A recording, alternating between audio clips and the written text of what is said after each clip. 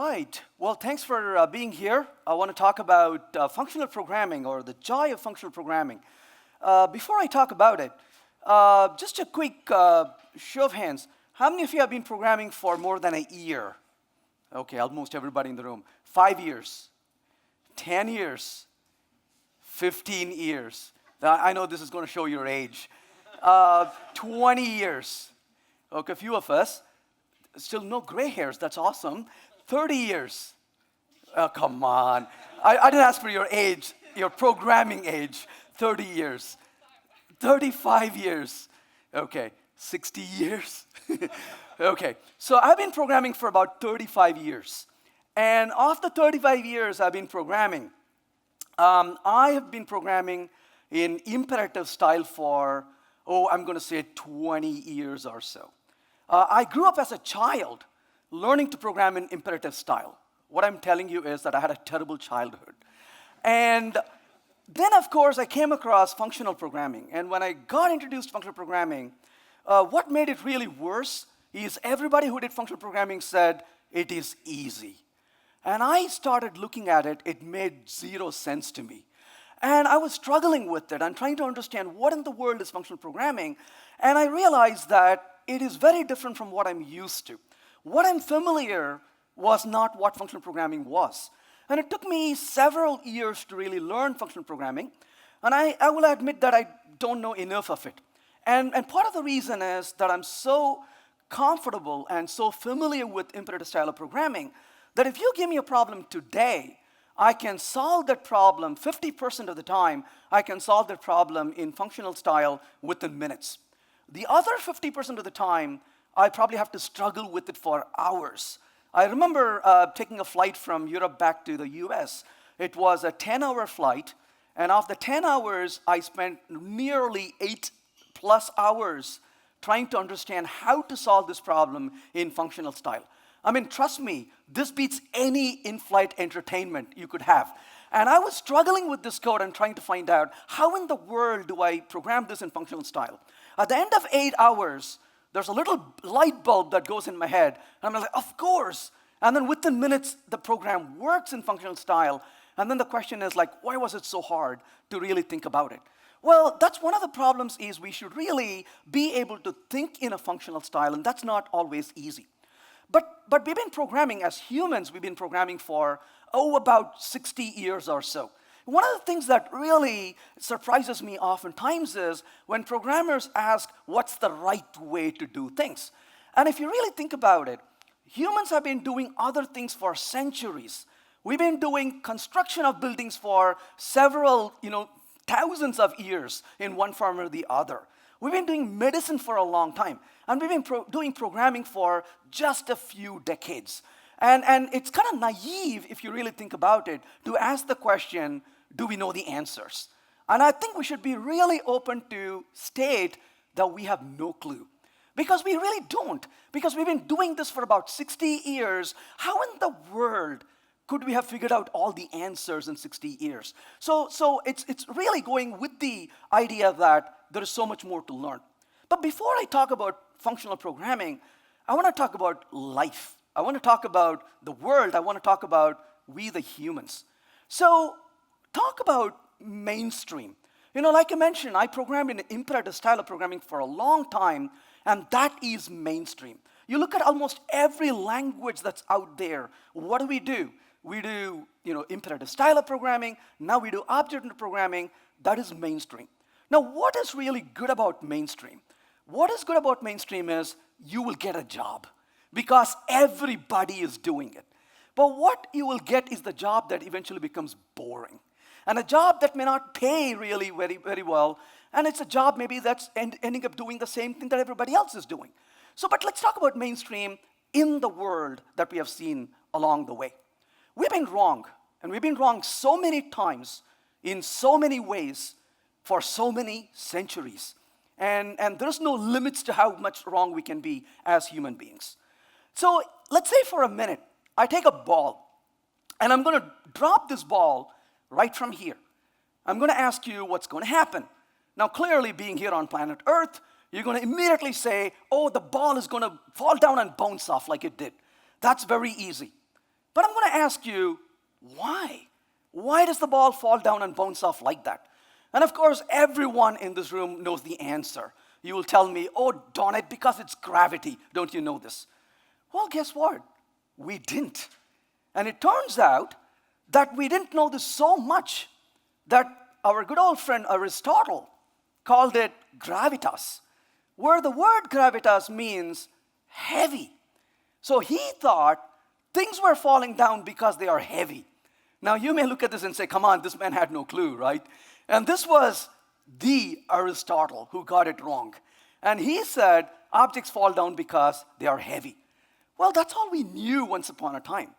And Bhaskara II, back in the 11th century, said, hey, there's something called gravity maybe. But he quite didn't have a clue. He kind of thought about it, postulated it, and I kind of left it over there into the books. And then, of course, we have Copernicus come along, Galileo. Galileo was the guy of experiments. He was an observational physicist. He was an observational astronomer. He just didn't accept what people said. He had to prove it to himself by running things and seeing if it worked. And he went up to the top buildings, dropped things and said, does it really matter what the mass of the things are for the speed at which it falls down? He did all these experiments. But then, of course, we had Kepler and we had Robert Hooke. A lot of people don't know about Robert Hooke. One of the reasons why we don't know about Robert Hooke is he was in such a disagreement with Newton. And they got to destroy his name until maybe a long time afterwards, people started discovering what a genius this guy was. And is known as one of the best scientists of his time in England. And of course, we all know the story, rest of the story, right? Newton saw this somehow apple fall from the tree and he discovered, hey, this is going to be, of course, gravity. But the real essence of this was the inverse square law. And that sets the tone for really learning about gravity. So where am I going with this?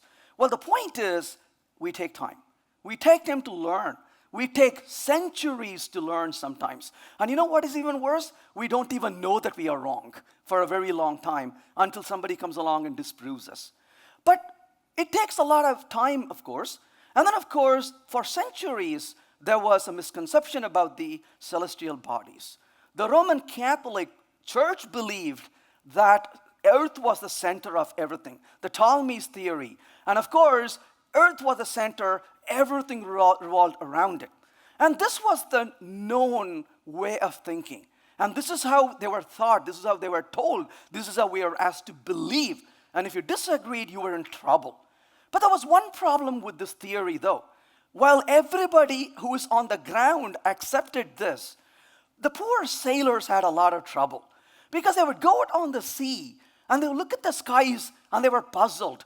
Everything is wrong. Something is really messed up here. Why doesn't the teachings they give us doesn't correspond to reality over here? And they were really struggling with this. They didn't have really good answers about it. Then, of course, Copernicus came along and said, hey, you guys are wrong. Did you know this? Earth is not the center. It's the sun that's the center, and we have everything going around. But of course, we know that he was wrong as well. But that was his theory, and he said, oh, everything is going in circle around sun. And of course, then time went along, and of course, Copernicus came along and said, yeah, okay, you were kind of right, but not entirely right. It's not a circle, it's an elliptical orbit. And sun is at the foci of one of those. And so now, of course, that becomes the established way of thinking. In fact, this is so different and strong that when Galileo came out and said, you guys are wrong, you guys running the church are wrong, this is how things work, he was actually in trouble. So sun being the center was not a mainstream at one point. And if you ever came out and said sun is the center, bad things can happen to you like it happened to Galileo.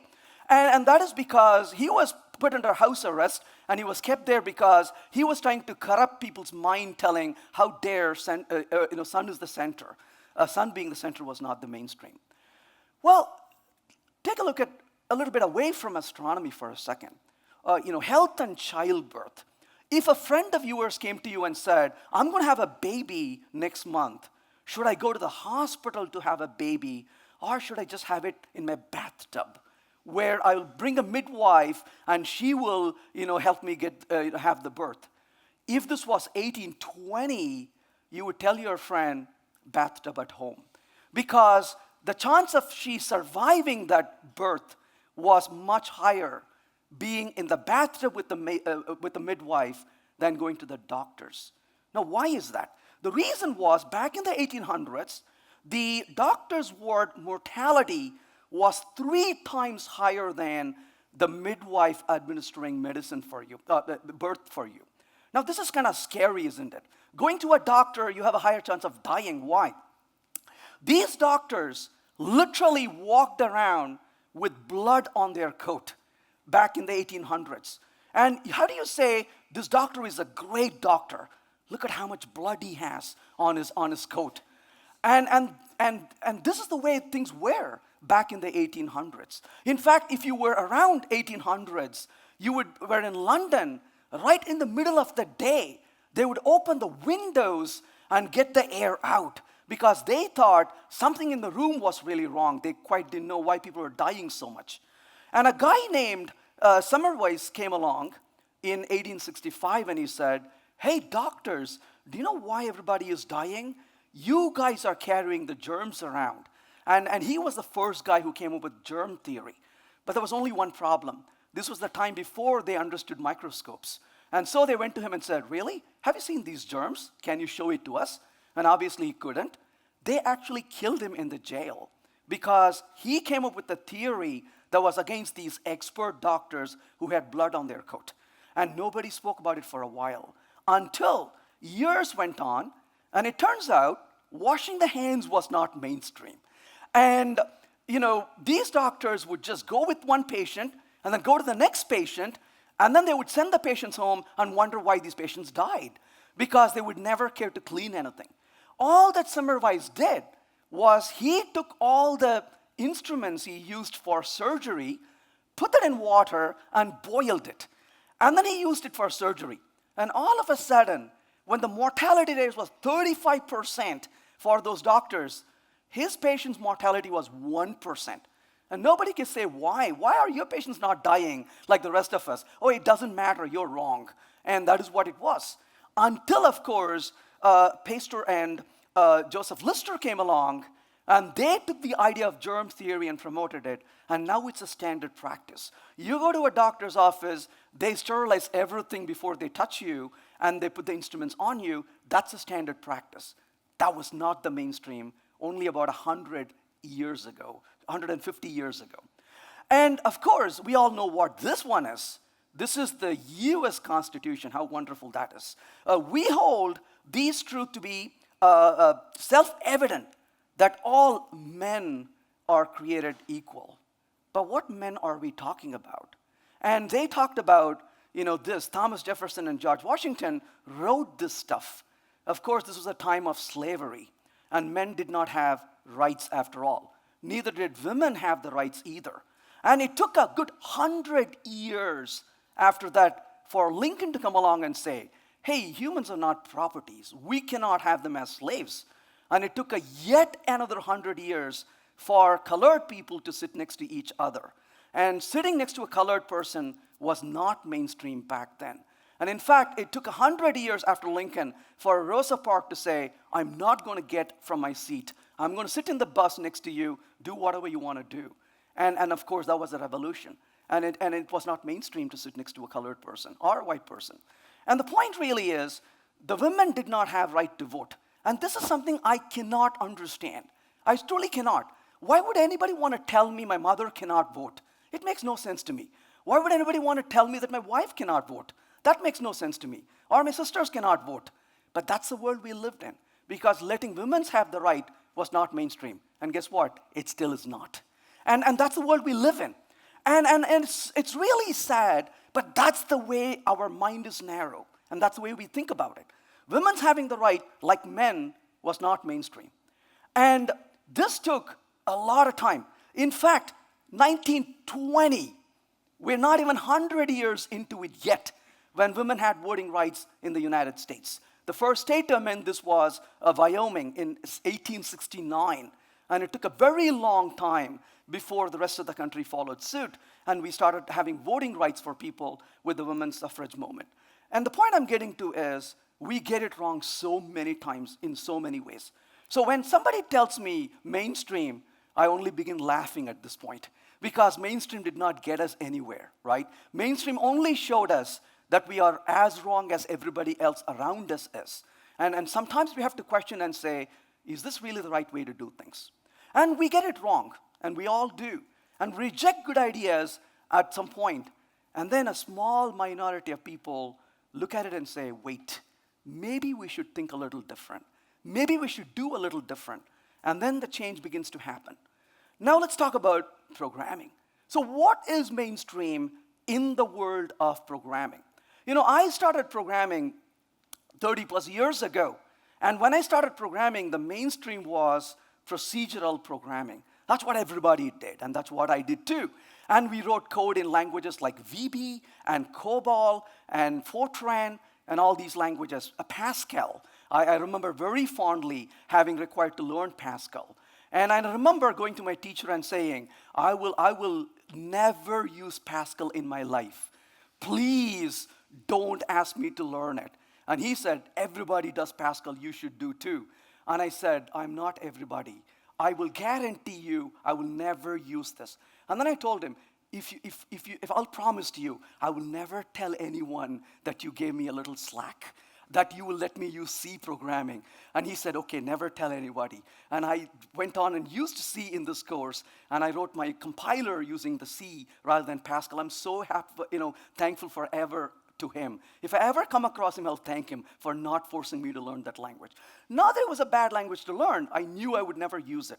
But that was the mainstream back then. And people said, you got to learn this, got to use this, because that's what everybody else is doing. But I don't want to do things because everybody else is doing. Not because everybody else is doing, because I want to do what feels right at the time, at least for myself. But that's the programming world. So once upon a time, it was procedural languages. And then came along this wonderful person, Edgar Dijkstra, and he wrote this phenomenal paper called "Go-Tos Are Evil." I mean, can you think of this? He said, don't use go-to, he said. Now, why shouldn't we use go-to? Think about it this way. You're in this beautiful room, you're sitting here, there's a door over there. It's very logical. That door may open and somebody may come in. That's fair. Or you may get bored, you may get out through the door. That's perfectly fine as well. But imagine you're sitting right now and suddenly somebody just appears next to you. How would you feel about it? You're going to freak out and it's like, oh, who are you? And where do you come from? That is go-to, right? Go-to says, I'm here. It's like, where did you come from? What's your context? And no wonder it messes everything around it. And Dijkstra said, well, we don't do such things. We don't use go-to. Go-to is a terrible thing to do. We shouldn't use go-to. That's what he said. Keep that thought in mind. I'll come back to that about go-tos. So he said, no go-tos, you shouldn't use that. Then, of course, came along structured programming. And what is structured programming? Structured programming is where there's one entry point and there's one exit point. And you come in through a civilized door, and you execute your code, and you leave using a return. And you don't jump around in code randomly. You have a loop, you get into the loop, and you exit the loop. So there's a very clear structure, and you stack these structures. So if somebody came to you and says, I'm going to use go-to, you would kind of distance yourselves from them, right? That's not what you want to do. We do structured programming. So structured programming is awesome. That's what we want to do. Let's think about this for a little bit, just to entertain the thought. Structured programming is awesome. So this is Java code. Now, in Java, I'm going to say blah. Let's run the code and see what it says. I want you to closely see what it tells. It says blah, not a statement. So what does that mean? It says you're writing something called blah. What in the world that is? That's not a statement, right? That's what it says. I don't have a clue. That's what it says. Let's try something else.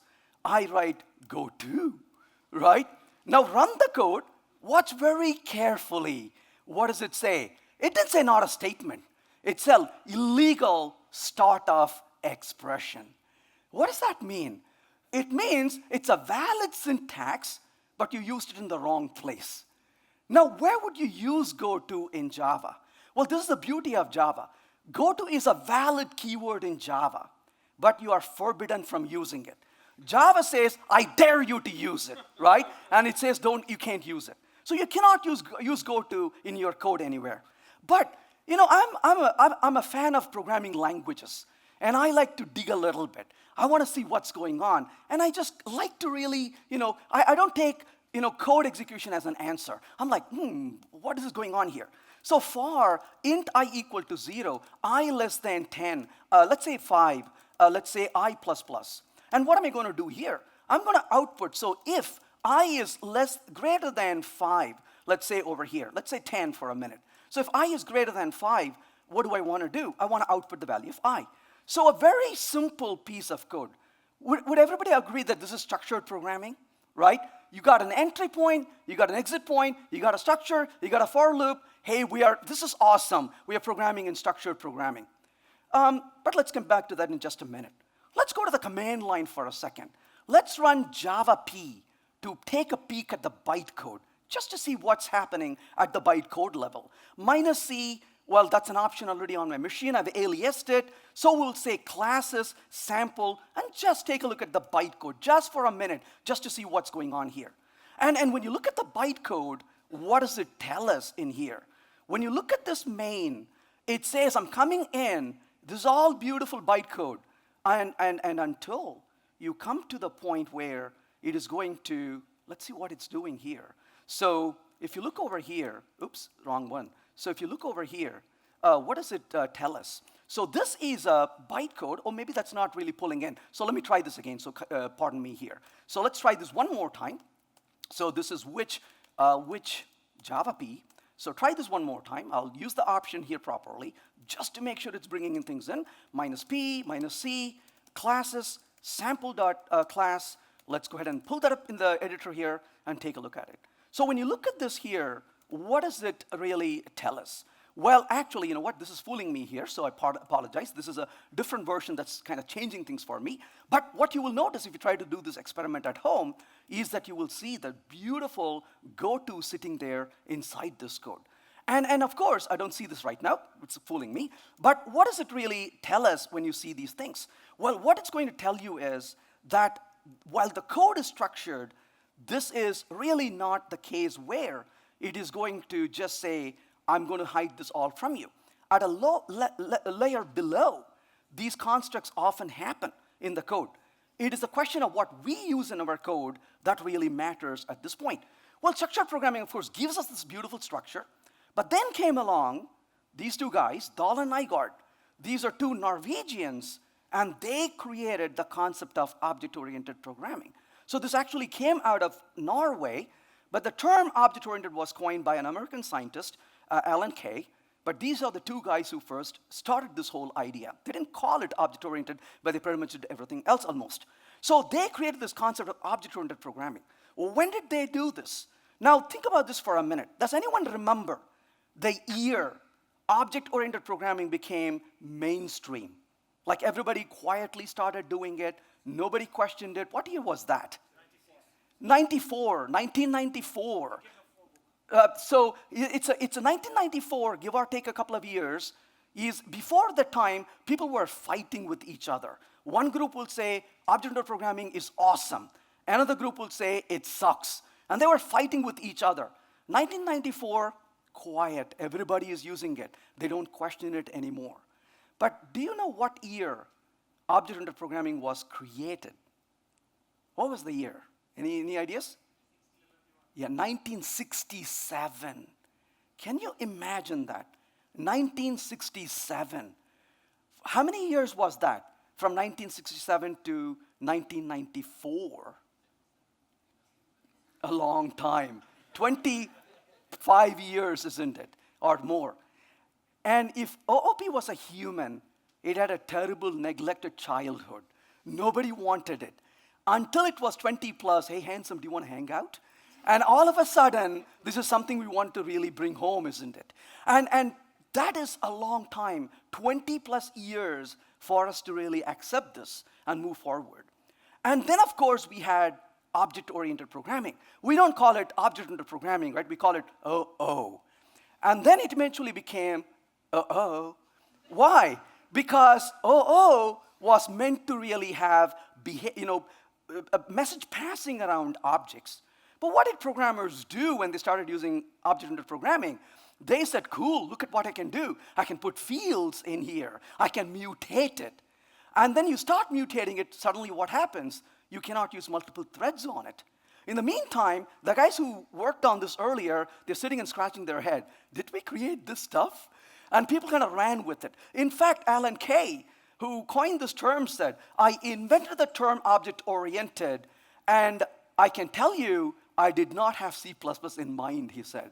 And these languages kind of take you in the wrong direction, and then you look at this and saying, oh my goodness, what did people do with this stuff? And all of a sudden, object-oriented programming doesn't scale anymore because we can't use multiple threads on it. Because the minute you unleash threads on it, what happens? Everything gets corrupted. And you have things which are giving you race conditions, and you are trying to really understand how to program this. It becomes really, really hard. So what is the lesson we learned along the way? You are writing your code using single thread. And when you write code in single thread, what happens? The code is relatively easy to write. And how do you know you're writing a single-threaded code? I'll tell you how you know. When you go to work, people actually smile at each other, right? And they look at you and say, how are you doing when you go in the morning? They hug you, they shake hands with you. The team goes to lunch together, and you talk about how the weekend was, and people actually get along with each other. And your project is going really well, and at some point, somebody comes to you and says, the performance is not good in this code. We need to improve it. And you're thinking, how do I improve it? And you're struggling with it. And somebody comes to you and says, I got a great idea. Let's use multi-threading. And then you change the code to use multi-threading. And what happens when you do it? You have to put synchronize, you got to put lock, and the code turns into a monster. You don't recognize the code anymore. And people don't smile at each other anymore. They don't go to lunch together anymore. And what do? You are at work late in the night debugging the damn code. And late in the night, you're so sleepy, you haven't slept for a few days, but the boss is like, is the coding done yet? And you are trying to make this work. And then right in the middle of the night, when you're debugging your code, you have had enough. And what did you do? While you're running the debugger, you applied for the other job. That is called concurrency, right? And that is when you know this is not what you want to be doing. And so we're completely gone in the wrong direction, and it turns into a complete mess, and we hate everybody around us. And that is what we have landed up with when this goes to this way. And that's what mainstream led us to, right? And some ideas look really great at first.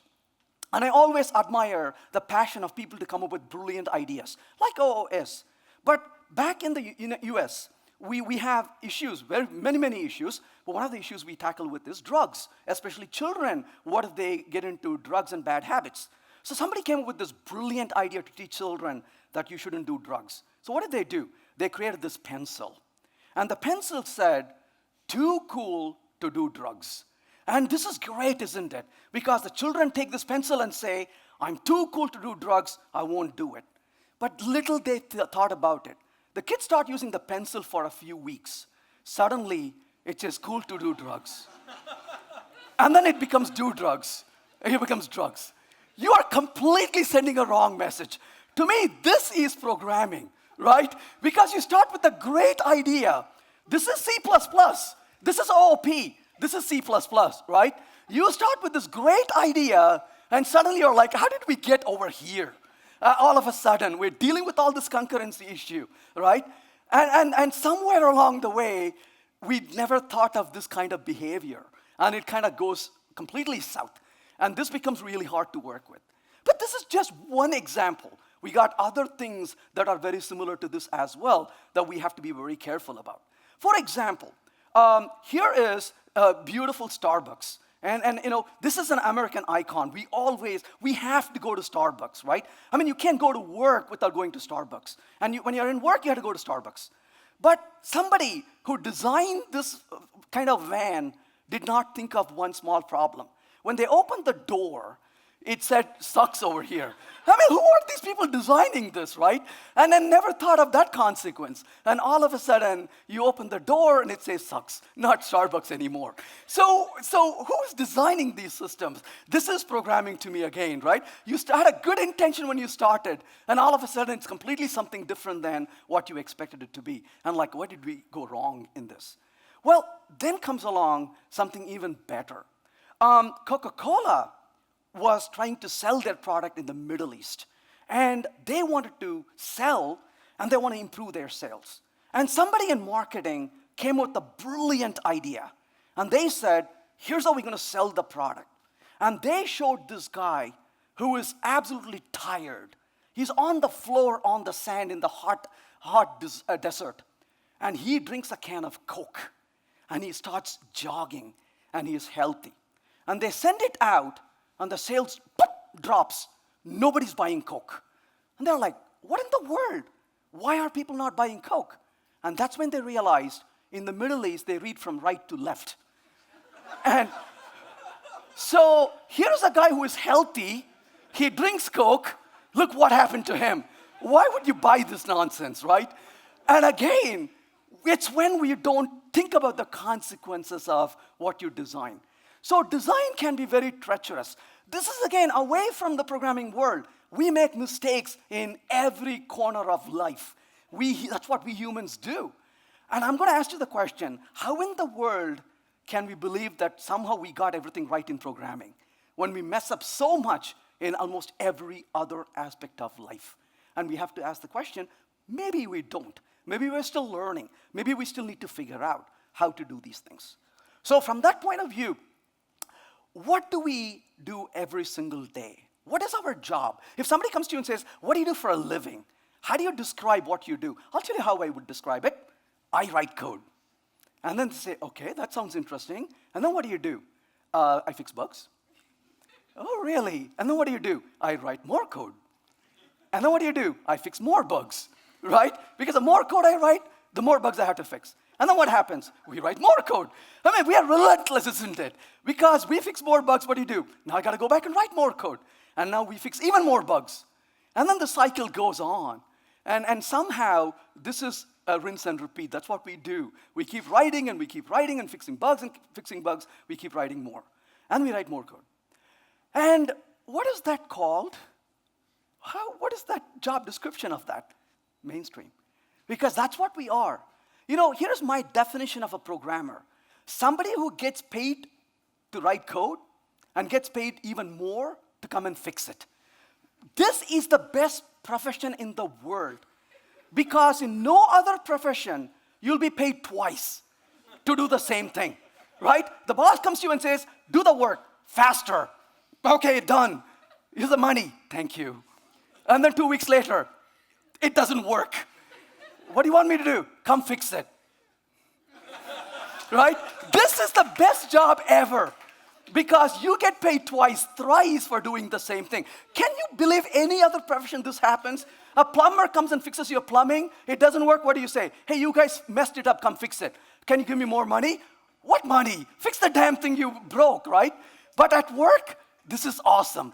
This is why programming is the best job ever. Because we can get paid multiple times for the same thing. Just don't tell the boss about it, right? And this is great. This is mainstream. That's what we do. So the most dangerous phrase in language is, we have always done it this way, is the beautiful words of Grace Hopper. Grace Hopper, most of you should know, is one of the pioneers in our field. She wrote the very early compilers in our field. And this is a wonderful way to think about it, right? This is how we have done it. Is one of the most dangerous phrases in the language because, hey, we have done this way, so why should we change it? And we are so happy to continue doing what we have done in the past.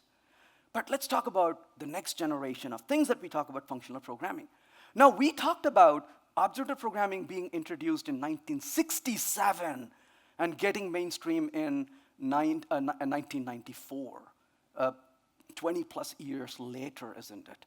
But the question then is, what about functional programming? When was that introduced? Well, everybody knows of Alan Turing. This was Alan Turing's professor, Alonzo Church, and he created the computability theory and lambda calculus back in 1929, 90 years ago. So we are just getting warmed up with functional programming. You know, when people come to me and say, in the software field, everything changes very, very rapidly, I always look at them and say, what are you smoking? It has taken us decades. We are just getting excited about functional programming. This was there before procedural programming. The very first language created. Well, Alan Turing worked on these things, but John McCarthy, when he created Lisp was one of the very first languages, and it was a functional programming language. And then we kind of went a different direction. We kind of abandoned most of it in the mainstream. Lisp is still not a mainstream, but the early languages were actually functional style and functional programming languages. But what is it with functional programming? Well, with functional programming, you are dealing with what are called pure functions. So what in the world are pure functions? We need to understand what that means. Pure functions don't have side effects. So what in the world does it even mean it doesn't have side effects? If one of the other features of pure functions is, given the same input, it gives you the same output, no matter how many times you call it. That is a pure function. So if you are dealing with a pure function, it doesn't matter how many times you call it, it always gives you the same output, no matter how many times you call it. And that is a pure function. Now, of course, what does it mean to implement a pure function? There are two rules for purity. And I'm going to say what the two rules are, and everyone in the room will say, of course, for the very first rule, because it's so obvious. But my problem is not the first rule. Many programmers don't realize the second rule. And the second rule is as important, if not more important, for a function to be pure. The first rule is the function does not change anything. Of course, right? It's obvious. A function doesn't change anything. If a function is pure, it doesn't change anything. So you call the function, it doesn't write to a database. It doesn't write to a log file. It doesn't print to a console. It doesn't sneak around and change a variable someplace. It doesn't make any change. So we all know about rule number one. But it's a rule number two that a lot of us don't realize. And the rule number two is that the function does not depend on anything that may possibly change. Now, this is a very important rule that is easy to forget. A pure function does not depend on anything that may possibly change. Why? Because if you have a global state over here, I am not trying to change it. But if that were to change, then I am no longer pure if I depend on it. Now, obvious question is, why is that important? Well, one of the reasons is, given the same input, I have to give the same output. So here's an example. Could I use you as a little example here? It's a very easy question. What is 3 plus 4? He's really great. He said 7, right? Absolutely. Now, if I ask the question, how much time is left for this talk to be over? I know his answer is, it appears too long. But he may say, oh, Venkat, there's 21 minutes for your talk to be over. I'm going to wait for about 2 minutes and ask him, how much time is there for this talk to be over? The same question, isn't it? But his answer is no longer 21. He says 19. Why is he changing his answer? It's because he depends on a global state, which is called time. And so that's an impure function, isn't it? And this is one of the reasons why, even though he's not changing time, but the answer is different because he's depending on time, which possibly changes. It actually changes. And this is something we have to be very careful about. So when you create code, when you use functional programming, you got to honor the purity. But languages like Java versus languages like Haskell, purely functional programming languages will not allow you to modify state. Purely functional languages will not allow you to write functions that depend on mutable state. So they guarantee purity. But in today's world, we use functional programming in so many languages, be it Java, C#, C++, Kotlin, Scala, keep going, Ruby, Python, Scala, Groovy. So all these languages are hybrid languages. In these languages, the compilers are not strong enough. Why? Not because they're not capable. It's because of legacy mostly. And as a result, they don't guarantee, and because they're hybrid, they don't guarantee that a state doesn't change that your function depends on. It's our responsibility to guarantee purity. But I'll come back to this and show you how this actually works in just a minute. But what does purity give us? One of the things purity gives us is referential transparency. So what is referential transparency? Referential transparency is a very important idea in functional programming. Referential transparency is where you can replace an expression with the value of the expression. Now, you can replace an expression with the value of an expression. Why would you want to do that? Well, the reason I want to do that is, if I remove an expression and change it with a value, the next time I have to compute it, I can be really fast. Functional programming wants to give you efficiency. And to be able to make it fast, it can remove your expression and put a value in it. Let's think about this for a little bit to see if we can maybe take a glimpse about it. So let's try a little slightly different example here and see this. So I'm going to say a private static int a equal to 3 and private static int b equal to 4. And what am I going to do here? Output a plus b. And when I run this code, you can see that it gave a result of 7. Now, we know one thing about plus.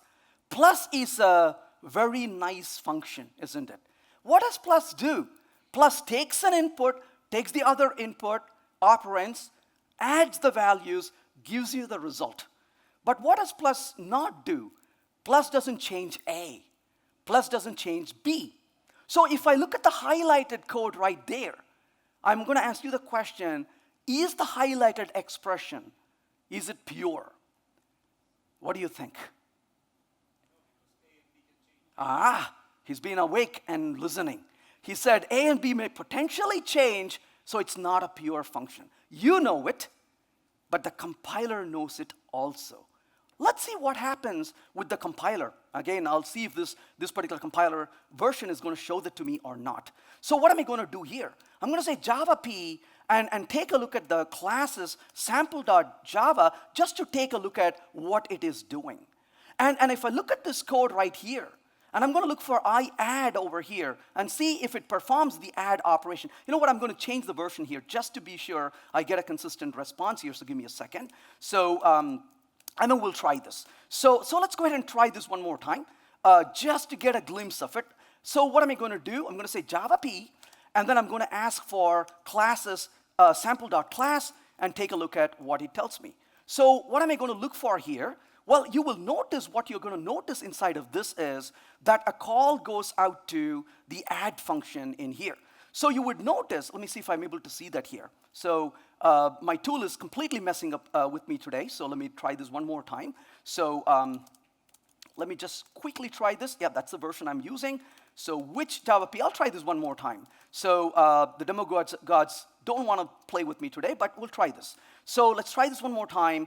And this is going to be classes sample.class.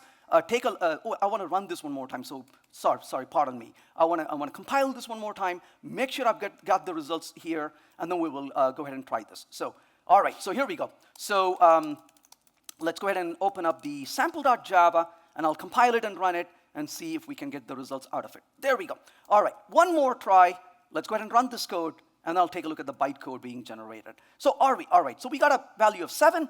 Let's see what we see from here. So Java P, and then let's go ahead and take a look at classes, sample.class, see what it wants to tell us.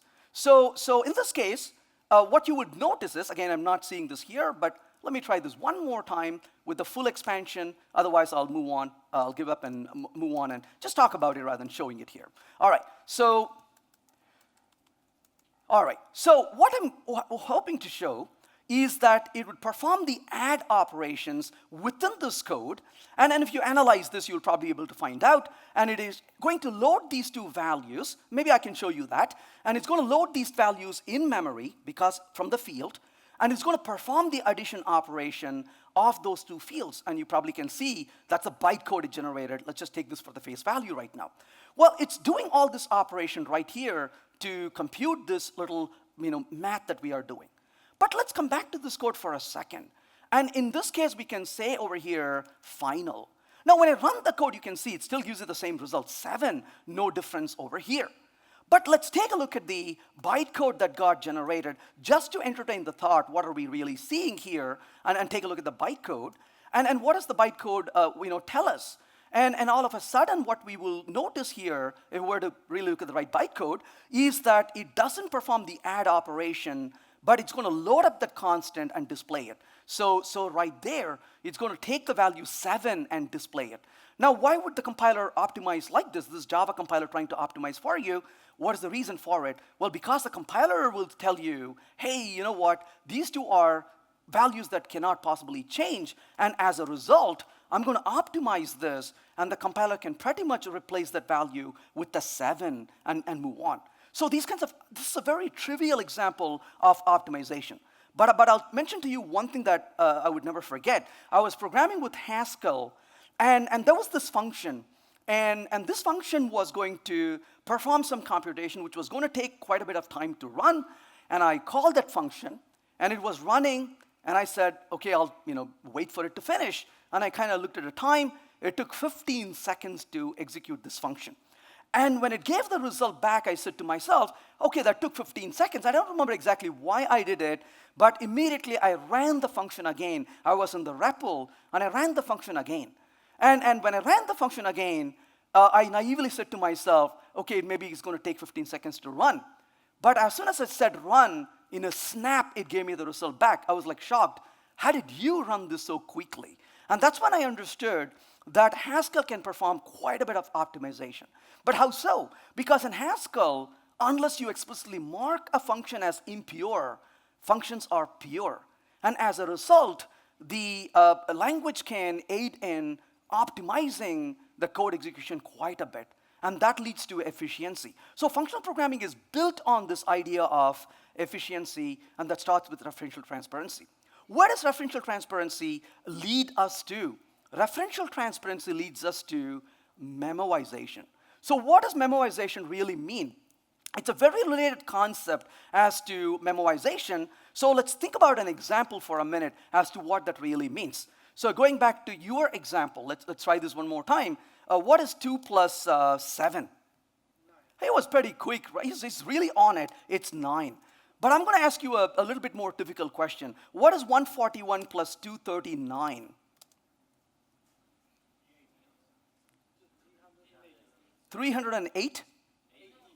380? Is that correct? Yeah, we got processes verifying it. Okay. All right, awesome. Let me ask you one more question, if you don't mind. What is 141 plus 239? How come he was so smart all of a sudden? He was wicked quick. How did you manage to be so fast now? Because he knew it. He read off of it. What did you do? When you say knew it, what did you actually do? He pulled it off of his cache. But if you say he pulled it off a cache, everyone will understand it. In computer science, you never use words everybody will understand. So you say, I memoized it, because that sounds so cool. But what is memoization? Memoization is you cached it. So you computed the result once, and you cached it. But there was something else you did without even realizing. You cached it not because you are able to, sure, clearly, but you cached it because you know that is a pure function. If a function is not pure, you possibly cannot cache it and return a result. So once again, purity of functions is fundamentally important for memoization. So where I'm getting to is functional programming can optimize and make code efficient for you, but that hinges on the purity of functions one more time to be able to make that work. This leads to power of expressions. There are two things in programming languages. Mainstream languages, C++, Java, Python, C Sharp. What do we do in all these languages? There are two things you have. One is statement, for statement, if statement. What are statements? Statements don't return anything. You call a statement and say, statement, do this work. I'm done. Hey, thanks, statement. What was the result? I won't tell you. You can go get it for yourself. That's what statements do, right? Just think about this for a minute. Say the word statement. How do you feel? Like life was taken out, isn't it? It feels like you lost something, isn't it? You wrote a statement. I feel so depressed. Then think of expression. Did you just see that? That felt like something was lifted off your shoulder, isn't it? It felt like you had a breeze come through and it brings smile out of you. Because what are expressions? They return a result back to you when you call them. Expressions are good citizens. You call an expression, it returns a result to you. Why should it be an if statement? Why can't it be an if expression? What if you have a language where there are no statements at all? How would programming feel when you program in a language with no statements? Everything is an expression. Guess what? That's functional programming. In functional programming, there are no statements. Everything is an expression. Because what do statements do? Statements are fundamentally evil. Because the only way you can use a statement is to mutate, isn't it? Because statements by nature cause side effects. You call a statement, it takes an action. Hey, what did you do? I changed stuff over there for you, whether you like it or not. How do I use you? Only by going and grabbing the data I left for you. So statements tell you, I will mutate. That's what statements are. Now, if they rename statements as, I will mutate, would you be interested in using it? Right? But that's what statements do. In functional programming, you only have expressions, no statements. And as a result, it becomes a lot easier to call them. It doesn't lead to side effects. It works really well. Let's find Nemo. I want to find Nemo. How do I find Nemo? Well, let's take a look at an example. So list of string names is equal to list of, what am I going to say? Arrays.asList. And I'm going to bring some names over here. And I'm asked to find if Nemo is in this list. How do you find Nemo from this list? Well, here's the way you could do it. Boolean found is equal to false. And then you could say for int I equal to 0, I less than, what is it, names.size, length, count? Who wants to do that stuff? That's boring, isn't it? Well, you could say string name comes from names. And what are you going to do with this? If name double equals, and you're like, no, it's got to be dot equals. Look at all the decisions you have to make. Nemo. Then what do? Found is equal to true. And then you say, if found, then what do? Output, you celebrate, Nemo found. Otherwise, what do? Play a sad music and say Nemo not found, right? And I'm going to say, hey, look at that, Nemo not found. That's my code. And as an observant reader, you say, Venkat, this is not right.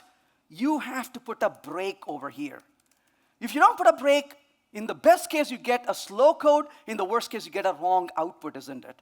And you're going to write this code, and you're going to run this code, and you get the result Nemo found. What is this called? Imperative style of programming.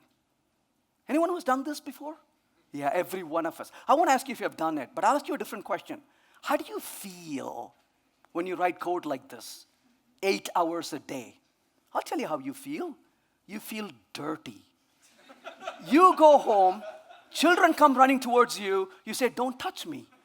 I got to go shower first before I come into the house. Because that's how you feel when you write the code like this, right? Because it's low level, it's primitive, there's no sign of intelligence. And you're just writing there, right? And that is the code. In fact, when you write code like this, honestly, come on, let's be honest about it. You don't call this found. You call it F. You call it T. Why? Because you tell the variable you don't deserve to live. And I'm just naming you because I have to, right? That's how we feel about code when we write this. But that is imperative style of programming. And imperative style is where you tell what to do and tell how to do it. You have to sit there and say every single step. If you don't say it, it won't work. You got to tell it how to do it. And tomorrow, you got to tell it again. And the third day, you got to tell it again. How does that feel? What is the metaphor for that I'm looking for? It is like talking to a toddler. You know, when was the first time you remember talking to a toddler? Maybe you were a teenager. And you came home and said, Mom, I spoke to this little baby, little toddler. It was cutest thing. And your mom is probably shaking, rolling the eyes and saying, okay. And you didn't realize why. Because the next day you meet the same toddler, you begin to understand. Because what do you do when you meet a toddler the second time? You say the same damn thing again. You say, walk slowly, hold it with both hands, please don't step on the cat. You have to say the whole thing again. And the third day, you say the same thing. And this goes on for the next 18 years. This is called parenting, isn't it? That's how it feels when you write code like that. But then we can do, this is low-level primitive code, and how does that feel when you start writing code like that? That's how it feels, right? This is what you do every single day. It tires you out. But let's try this again one more time. Let's come back to this code. Let's take only the bottom part right here. Only the bottom part. And we take this bottom part alone, and let's put it here. And what are we going to do? I come in here and say, instead of the found, I say names.contains Nemo. Look at that one-liner. Now we can remove all this fluff. Gone. And I run the code, it still worked. Contains, what is that? This approach is called declarative style of programming. You tell what to do, not how to do it. Let's think about this for a minute. Contains. Can somebody tell me how contains worked? Any ideas? What do you think? The same as the previous one. It just went through the loop and did it. I like that. That's one answer. Any other answers? It could have a hash map. It could be really efficient. Okay, I'll tell you the answer I really like the most. Beautiful. Say it again loud, please. I don't care. Beautiful. But how rude. Let's say it differently. It's encapsulated. What does that mean? I don't care. But we do. As programmers, we do, isn't it? Because we care about performance. We care about how it works. But there's a difference. And the difference is in the imperative style code, you and I don't have a choice.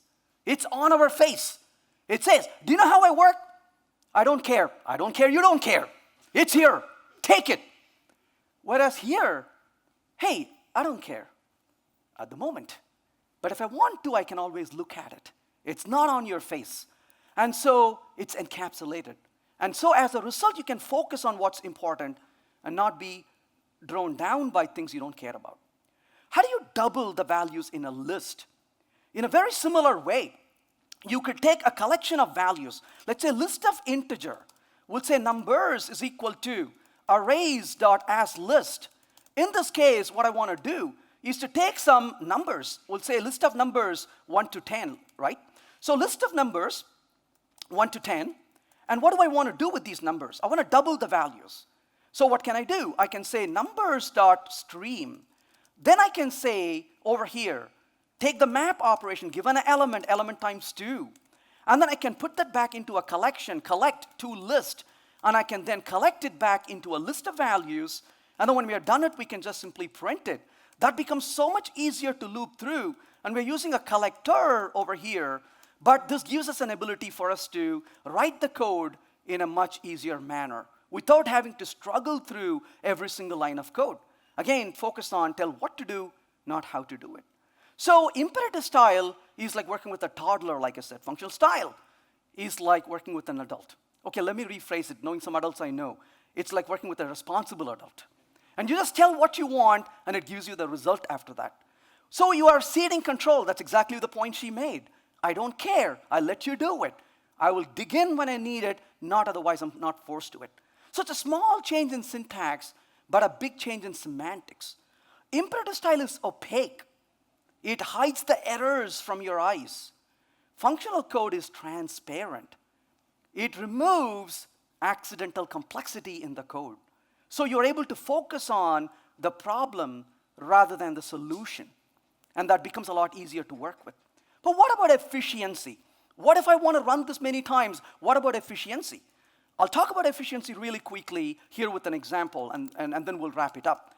So I'm going to take names again, and I'm going to say here's arrays.asList, and I'm going to take some names over here. But let's say for a minute, the problem given to us says, find the first person. Let's change this to George over here for a second. Find the first name of length 4. So how do I find the first name of length 4? I can write the code in functional style by simply saying names.stream dot filter. Given a name, I can say name.length is equal to 4. Then I can say .find first, and I can ask for the very first one. If it exists, I get it, Gil. Otherwise, it's optional. Or I can say, or else give me an empty and get the result. But when you look at this code, though, there's one problem here. What about performance? Make no mistake, not all languages are created equal. For a language to be really functional, there are two things that are extremely important. One of them is this idea of functional composition. If you cannot have functional composition, there's no point doing functional programming. But this is a necessary but not sufficient in my opinion. Why not? Because functional composition is very important. But look at this code for a minute. Isn't that cute? Isn't that beautiful? You take the collection of names, you get all the names which are of length 4, you find the first one, and you're done. But what about efficiency? Well, the problem is, if I have 1 million elements in my collection, it's going to ask for names of length of million elements. And if it does, after doing all that work, you take the very first one and throw everything else out. How would you feel if somebody did that to you? You work for 7 hours, they come to you and say, how's it going? I worked all night to fix this. They take the first one, thank you, that's all I want. You're like, what about all the other things I did? That's a waste, isn't it? So what if that happens that way? So to understand this, let's take this a little bit further. I'm going to say over here, is of length 4, and I'm going to pass the name. We'll refactor this a little bit and come and talk about it. So public static Boolean is of length 4, string name, and I'm going to simply go ahead and say over here, return name.length is equal to 4. So run the code again, it works. But what about efficiency? I've got this theory, and my theory is the following, and I truly believe in this, and that is, this code is cute, we all will say, but cuteness is not sustainable. Sorry. You know, this is what I do always. When we have a friend who has a little baby, my wife says, oh, this person, the friend of ours had a baby, we should go see the baby. I go with my wife, and my wife is all, oh, what a cute baby, this is most adorable. And I always go to the baby and say, baby, it's not going to last. This is not going to last. Because what happens when a baby is so cute, it lasts for 2 years for humans. At the end of 2 years, you say, you speak too much, be quiet. And that's what happens to children, right? So anytime I see a cute baby, I say, it's not going to sustain. Cuteness is not sustainable. You got to produce results, otherwise it doesn't stand. So what are you going to do? Well, this is cute, but it's not going to sustain. How do we then fix it? Well, the beauty is this other concept of lazy evaluation. Without lazy evaluation, it doesn't matter. It doesn't matter that you're doing functional programming, because lazy evaluation is one of the most critical features. So what does it mean in this context? If I were to evaluate the length for George and Gil, and then Bruce and Nemo and Darla and Marlin and so on, only to throw everything and get Gil, that would be such a waste. But if I go back to this code and output over here is of length called for plus name. When I run the code, notice it worked for George and Gil, but it did not touch Bruce or Nemo or anything after that. In fact, this code, let's go ahead and remove this part right here for a minute. Let's go ahead and say output done over here. I run the code, it ran those 2 lines and said done. However, if you comment this code out, and this is called a terminal function, and you run the code without it, it doesn't bother wasting the time running code that's irrelevant. I mean, this is what you would do, right? Think about this for a minute. On 2nd of January, the boss calls you in the office and says, we got an important project, you're going to work on it, and the report is due on April the 15th. What do you do on 2nd January? You go back to your desk and start working on it right away, right? No. You will start it promptly on April the 14th because it's due the next morning, right? What is that called? Efficiency. You know you're going to quit on March the 1st. Why would you bother working on it? That's called efficiency, isn't it? You know, I was like that when I was a child. You know, all these students would be studying for an exam. And I would say, what are you doing? Studying for an exam. That's 4 months away. What are you guys doing? Oh, we got to get ready for the exam. I never understood it. A lot of things can happen before the exam date. There could be a snowstorm. The professor may die. I mean, a lot of things could change, isn't it? I'm a big believer in last responsible moment. Don't do anything until you have to do. That's lazy evaluation. And the laziness here says, don't do any work until you can no longer avoid it. So did we do any extra work? Oh, no. That's laziness. Why is that? Efficiency is attained not by doing tasks faster or better, but by avoiding those that shouldn't be done in the first place. So part of functional programming is to build that kind of efficiency in the code. And you take away lazy evaluation, all you have is a bunch of cuteness, which is of no significance. And to me, the first thing I would look in a language is that efficient? If it's efficient, then let's talk about cuteness after that, not before it. And that is extremely important characteristics to have. So the word lazy in functional programming is pronounced as efficient. And we need that. And if you don't have efficiency, don't bother even talking about functional programming. That's called dysfunctional programming, where it doesn't really make any sense.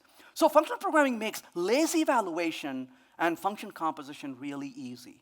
And that's what we really are after in functional programming, because functional composition removes complexity in code, and lazy evaluation adds efficiency. Think about that for a minute.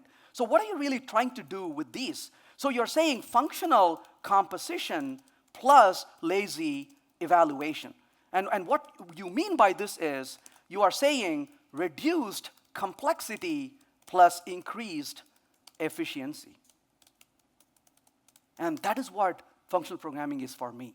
So functional programming is about reduced complexity than imperative style of programming and increased efficiency without compromising performance. And if you're not going to give me the performance, the rest of it doesn't really matter.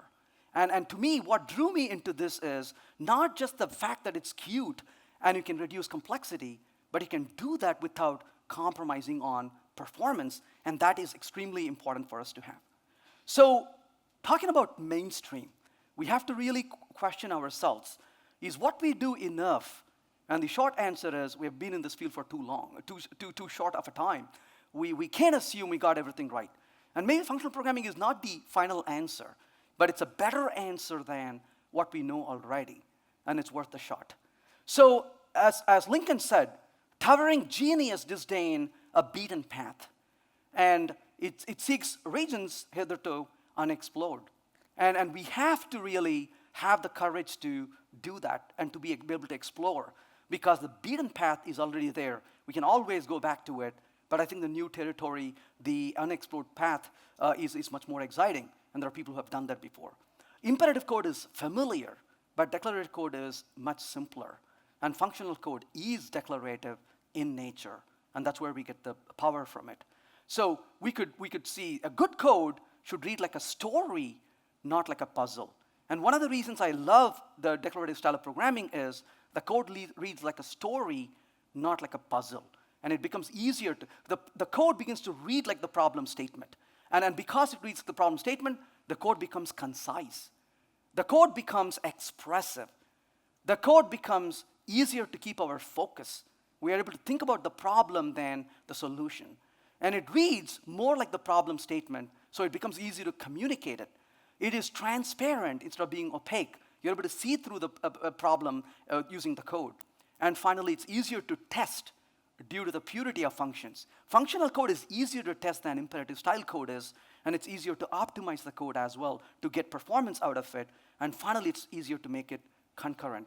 These are some of the benefits we get out of functional style code. We can benefit in so many ways, not just one benefit. And reduced complexity is one, but these are all the benefits we can get. So biggest change in the programming world, in my opinion, is in the minds of the programmers. We have to think differently, and we have to change our views and our opinions of how we do, and there is options for us to try. Hope that was useful. Thank you.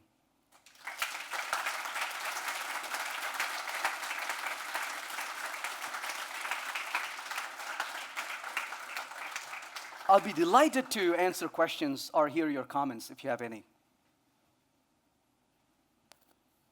Please, yes. A little louder, please.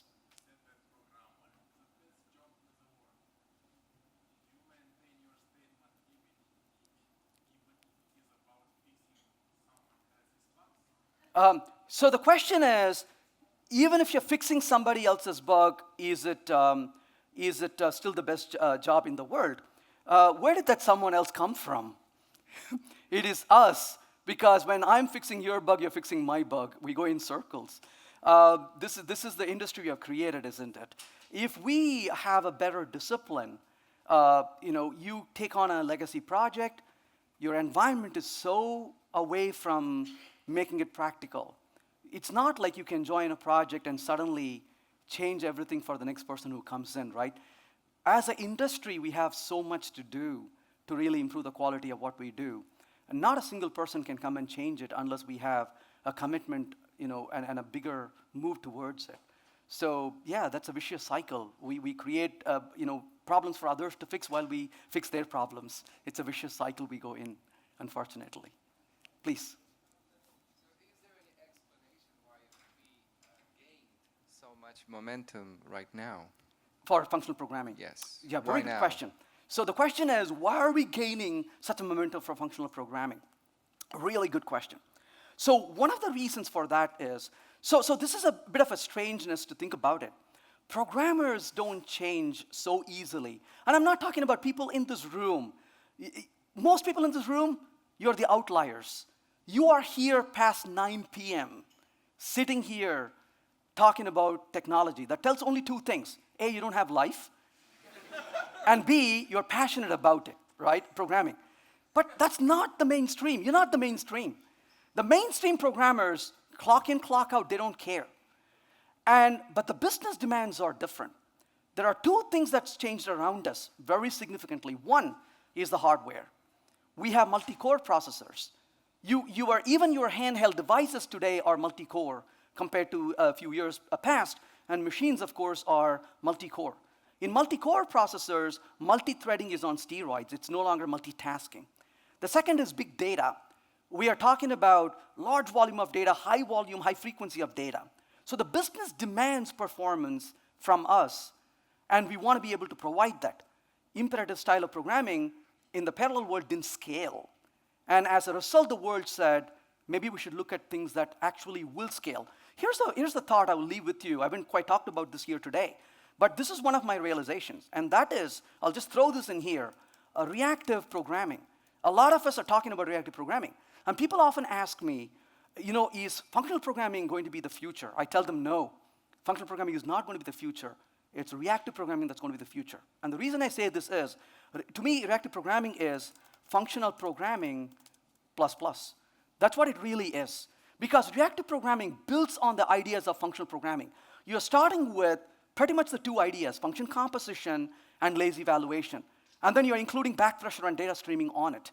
So that's why this really fits really well. So part of the reason why this is gaining traction is the hardware partly, but also the business demands. We are developing applications very different today than we did 10, 15 years ago. And as a result, we need a better paradigm, better abstraction for us to build it. So that is forcing us towards it, and the industry is responding to the demands of the business, which is the right thing to do, in my opinion, right? You don't want to just do something because it appears a newfangled, nice idea. You want to be able to do it because it gives you the results, and there's a problem that requires that solution, so that's a really good direction to go in.